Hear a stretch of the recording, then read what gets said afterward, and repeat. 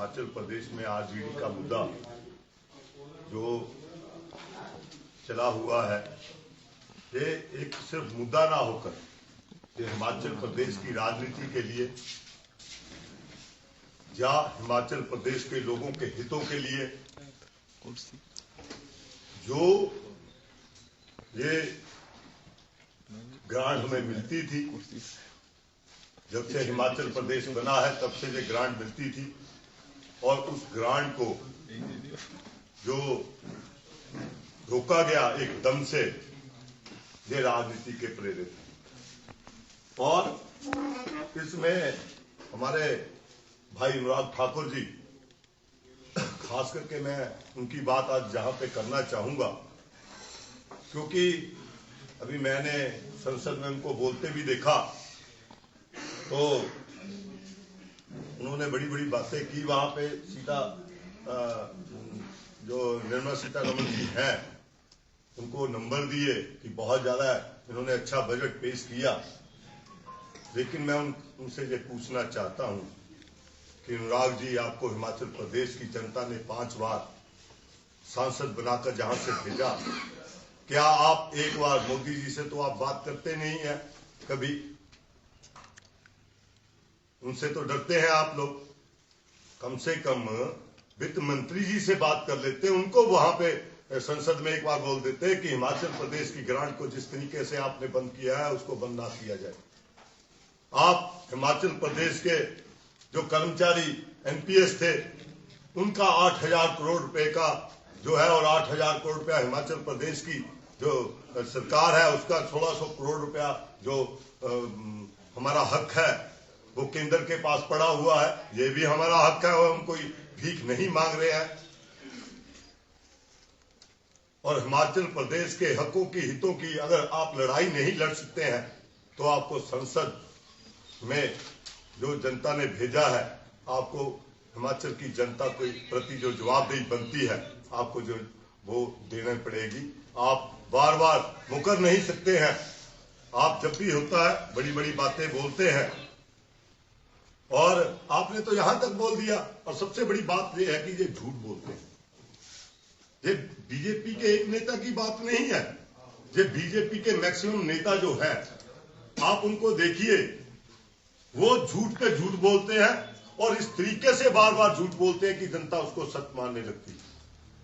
इन्होंने बोला कि 20 साल पहले आरजेडी जो बंद करने के पहले ही नोटिफिकेशन आ चुकी थी, इनको हिमाचल की सरकार को पता होना चाहिए था। हम ये बोलते हैं कि 20 साल पहले तो उनके पिताजी धूमल जी की सरकार थी 2003-4 में, जो 20 साल तो तभी बने, तो उस वक्त नोटिफिकेशन आई होगी। अनुराग जी को नोटिफिकेशन दिखा दे, कम से कम हिमाचल की जनता से झूठ तो ना बोले। जिस तरीके से ये झूठ बोलकर हिमाचल की जनता को गुमराह कर रहे हैं, हिमाचल की जनता पढ़ी लिखी जनता है, वो गुमराह नहीं होगी। देवी देवताओं की ये धरती है।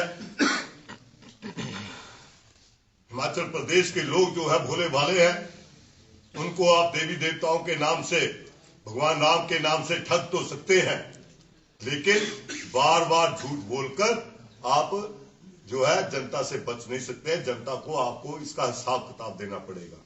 और मैं जब अनुराग जी का सुन रहा था, तो उन्होंने जो स्टार्टिंग की एक शेर व शायरी अंदाज में की, और राहुल जी को कोसते हैं हमेशा। राहुल जी को कोसने के लिए उन्होंने की एक पंक्ति सी उन्होंने बोली थी कि एक अरसा हुआ कि नींद से जागे नहीं हो आप। उन्होंने राहुल जी को बोला कि एक अरसा हुआ कि नींद से जागे ही नहीं हो आप, कितना बदल गया है भारत, अभी जागे नहीं हो आप।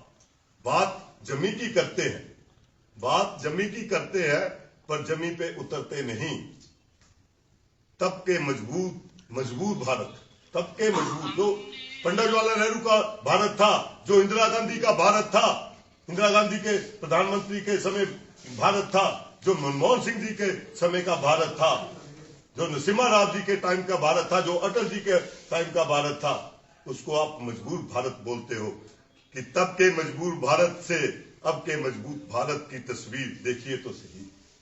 तो मैं उनको अपनी तरफ से, राहुल जी की तरफ से मैं कुछ पंक्तियां उनको देना चाहूंगा कि माना कि अभी अभी जागा हूं मैं, कि माना अभी अभी जागा हूं मैं साहिब, पर आपकी तरह भागा नहीं हूं मैं साहिब, आपकी तरह भागा नहीं हूं साहिब। आप जमी की बात करते हैं, आप जमी की बात करते हैं साहिब, एक एक इंच जमीन नाप दी है हमने, एक एक इंच जमीन नाप दी है हमने, कन्याकुमारी से कश्मीर तक, कन्याकुमारी से लेकर कश्मीर तक आपकी इस नफरत के बाजार में मोहब्बत की अलख जगाई है हमने, मोहब्बत की अलख जगाई है हमने। इस देश को जोड़ने के लिए कांग्रेस पार्टी ने पहले जब देश की आजादी के लिए लड़ाई लड़ी तब भी इस देश को जोड़ा, हिंदू मुसलमान की एकता को जोड़ा हमने, और इकट्ठे मिलकर लड़ाई लड़कर सभी ने इस देश को आजाद कराया। फिर देश की सरकारें आई, उसमें पंडित जवाहरलाल नेहरू की सरकार ने किस तरीके से कार्य किया, ये भाखड़ाबाद आप देखते हैं, उस वक्त की तस्वीर देखिए आप। और पंजाब, हिमाचल, जो हिमाचल ने पानी दिया, पंजाब, हरियाणा और राजस्थान तक हिमाचल प्रदेश का पानी गया, और बिजली के साथ साथ जो हरी क्रांति आई वो जवाहरलाल नेहरू की देन थी। उसके बाद जो मजबूत भारत इंदिरा गांधी जी ने दिया, पाकिस्तान के 2 टुकड़े करके बांग्लादेश बनाया,